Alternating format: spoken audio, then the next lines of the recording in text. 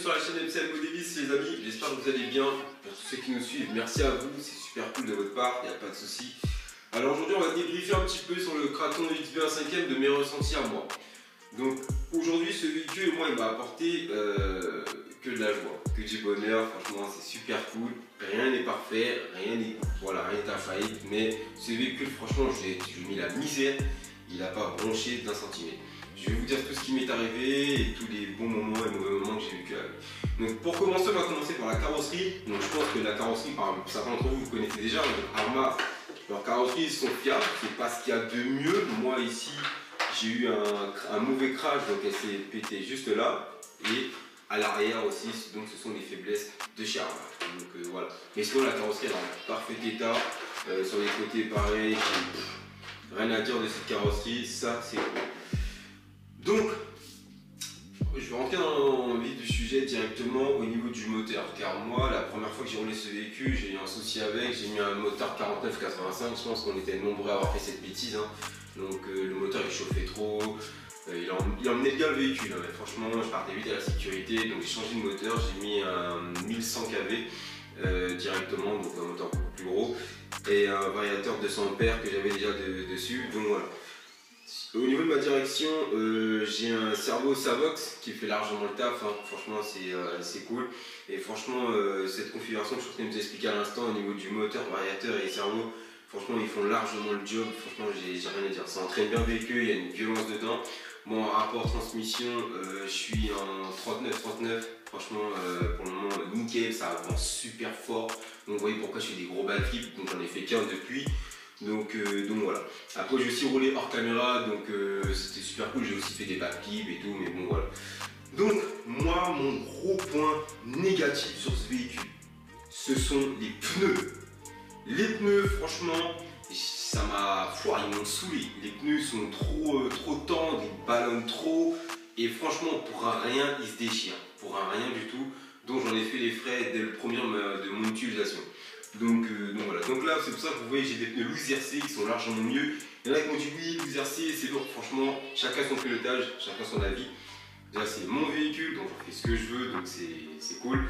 Donc voilà, donc moi personnellement pour tous ceux qui roulent avec ce véhicule je vous conseillerais mes pneus Louis RC. Moi jusqu'à maintenant j'ai aucune difficulté avec ces pneus, ils répondent super bien, je roule partout avec, je fais des gros sauts, je fais des backflips, pas de problème avec, il n'y a pas de souci.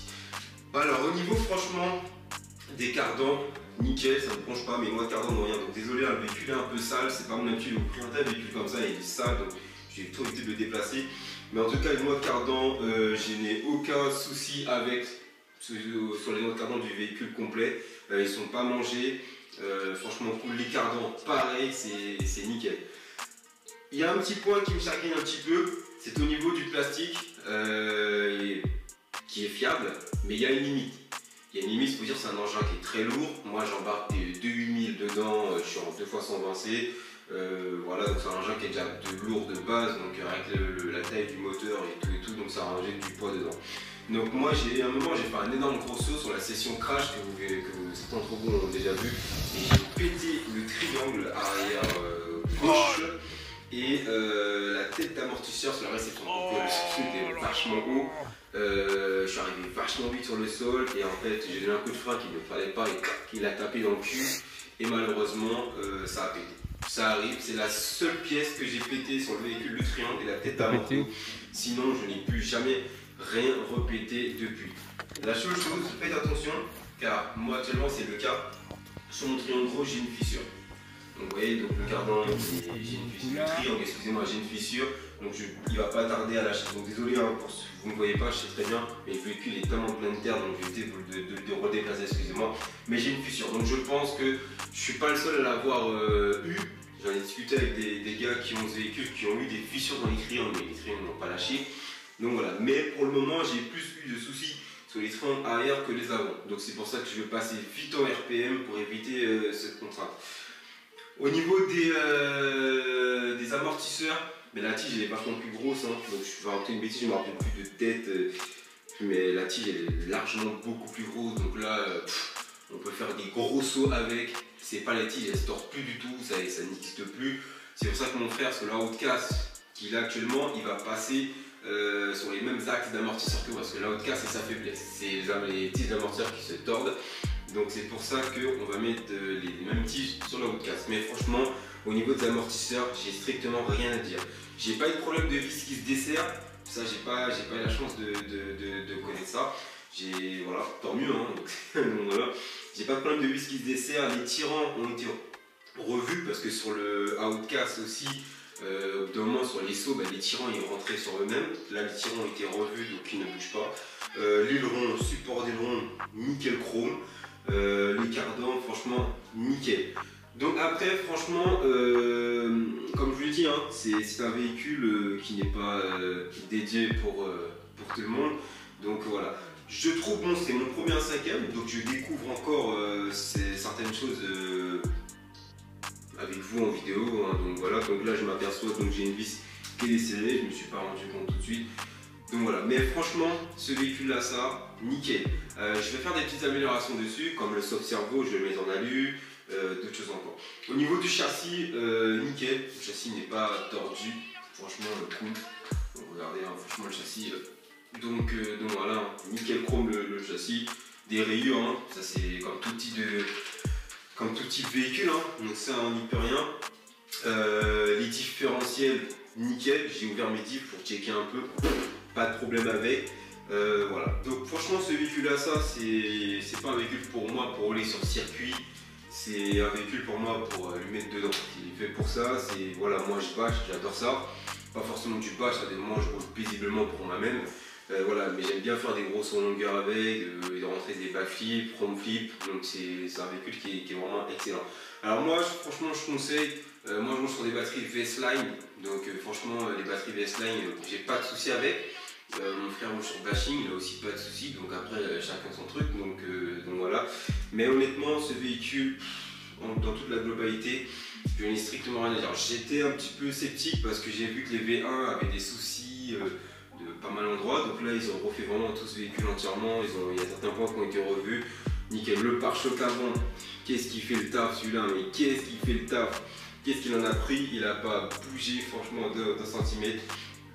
Excusez-moi, tout. Franchement cool, franchement il n'y a rien à dire. Les roulements, pareil, j'ai lavé le véhicule au Karcher, je l'ai démonté, je l'ai remonté, excellent. Franchement c'est un véhicule qui est très maniable, qui se démonte très rapidement parce que pour aller démonter la transmission centrale, j'ai pas de problème, vous avez quoi, des 4 barres enlevées, clac, tout sort d'un coup. Voilà. Après voilà, c'est un véhicule que moi je conseillerais pas à tout le monde parce qu'il est vachement lourd, faut aimer les véhicules Arma. Pour ceux qui n'aiment pas Arma, c'est normal, hein. C'est pas parce que quelqu'un n'aime pas Arma que moi personnellement je me fâche avec lui. Il n'y a que les idiots de Coralie qui vont penser ça par exemple, vous voyez ce que je veux dire, donc personnellement je m'en fous. Mais franchement c'est un véhicule que je ne conseillerais pas à tout le monde car il est vachement lourd.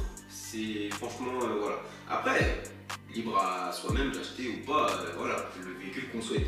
Mais franchement voilà, les points négatifs ce sont pour moi les pneus.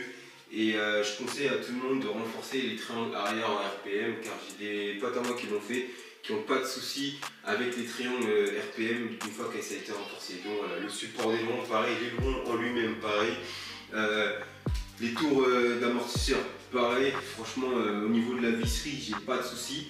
Comme je répète, c'est la première vis que chez moi qui est décédée juste là, donc j'ai juste me rendre compte. Mais franchement nickel. Les bacs à batterie sont réglables, ça j'apprécie beaucoup parce que moi j'ai des batteries beaucoup plus grandes, donc franchement c'est super cool. Donc les batteries on peut les régler comme on veut. Ça c'est un truc que j'apprécie énormément. Voilà, c'est pas tout type de véhicules qui ont ça. Charmant, là c'est possible de mettre des batteries super grosses. Donc je vais tester encore, comme je reviens sur ce moteur là parce qu'il m'a beaucoup plu, je vais tester le 800 kV. Parce que le 800 kV donc c'est un moteur qui est beaucoup plus long, beaucoup plus gros, donc beaucoup plus lourd. Donc je vais voir. Donc franchement c'est un véhicule que j'apprécie énormément. Franchement énormément. Le skid plate derrière non plus, enfin rien à bouger. Hein. Franchement hormis le triangle comme je vous dis, nickel chrome. J'adore amplement ce véhicule. Le plastique en lui-même quoi, c'est impeccable. Franchement c'est impeccable. Je conseille vivement à ceux qui aiment les 1/5e, qui aiment Arma, qui aiment ce véhicule, bah, n'hésitez pas. Franchement moi j'ai attendu la V1, j'ai laissé passer la V2 et après voilà j'ai attendu le XB. J'attends de voir peut-être pourquoi pas Peut-être qu'ils vont créer un Outcast, un UXB, on verra bien, ce qu'on attend avec le frangin, avec l'équipe. Donc franchement voilà, mais en tout cas c'est un véhicule que je recommande à tous ceux qui apprécient les véhicules monstres, rouler dans du gros défoncé, de la grosse terre. Moi après j'ai commandé des pignons aux États-Unis par rapport à des grosses poules, des gros rassos. Donc ça dépend à chacun, il y en a qui veulent rouler pépèrement, il y en a qui veulent rouler beaucoup plus fort. Donc voilà. Au niveau des fusées, j'ai eu aucun souci de déboîtage de fusée, ça j'adore. Franchement, que ce soit sur les 1/8, même sur mon Limitless, enfin sur aucun véhicule Arma, j'ai eu des soucis de pièces de fusée qui se déboîtent inutilement. Franchement, voilà. Même les coupées derrière les fusées, elles ne sont pas sorties chez moi. Franchement, honnêtement, ça j'apprécie énormément. Après, franchement, comme je l'ai dit, les triangles avant, j'ai pas de soucis. Les noix de cardan ne sont pas attaquées. Comme vous dites, je m'excuse, je peux pas vous montrer parce qu'il y a tellement de terre. Et je voulais aussi un peu vous montrer, c'est pas tout le temps, je peux aussi vous montrer des trucs propres. C'est ma première fois que je montre un véhicule dans cet état. Après, il y a beaucoup qui m'ont demandé, oui, comment je lave le véhicule. Moi, je vais au Karcher. Pas d'histoire, je l'emmène au Karcher.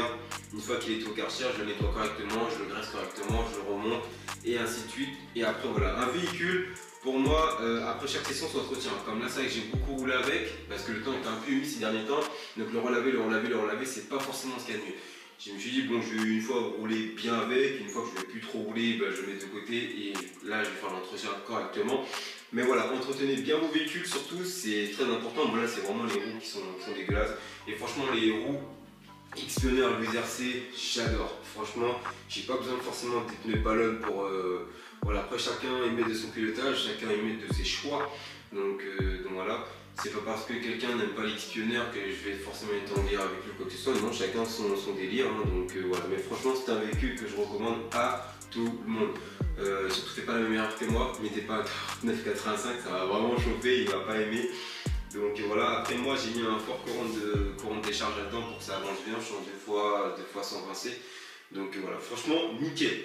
Donc j'espère que cette petite vidéo vous aura plu les amis. Donc franchement rien à dire, après je commande dessus, je suis en Spectrum. Voilà, donc il y en a beaucoup qui m'ont dit mais qu'est-ce qui se passe, nous on rencontre des problèmes avec ce véhicule là, ça au niveau de la visserie et tout, j'étais assez étonné d'ailleurs. Franchement non, moi j'ai pas de souci avec, franchement pas de souci de visserie, j'ai rien qui se dessert chez moi. Après moi je check tout le temps le véhicule et très honnêtement, oui j'ai roulé hors vidéo, donc des trucs que vous n'avez pas vu. Je n'ai eu aucun souci, comme je vous le répète encore une fois, le triangle qui a cassé, la tête d'un morceau dû à un mauvais choc, et là comme je vous dis je me rends compte de la vis, mais nickel, le sauve-cerveau il fait bien le taf, ça c'est important à dire aussi, le sauve-cerveau il fait le job, franchement nickel. Donc voilà, après je vous conseille franchement de bien réfléchir quand vous allez sur ce genre de véhicule, c'est un investissement, c'est de l'entretien, faut savoir ce qu'on veut. Donc voilà. Bon, en tout cas, les amis, j'espère que cette petite vidéo vous aura plu. Et puis, vous inquiétez pas, il y a du très lourd qui se prépare. Donc voilà, on a tous une vie privée. Donc il y a du très lourd qui se prépare donc, avec ce genre de véhicule. Donc j'exploite bien pour pouvoir faire des énormes trucs assez spectaculaires avec. En tout cas, j'espère que cette vidéo vous aura plu. Gros big up à vous, prudent. Les gens.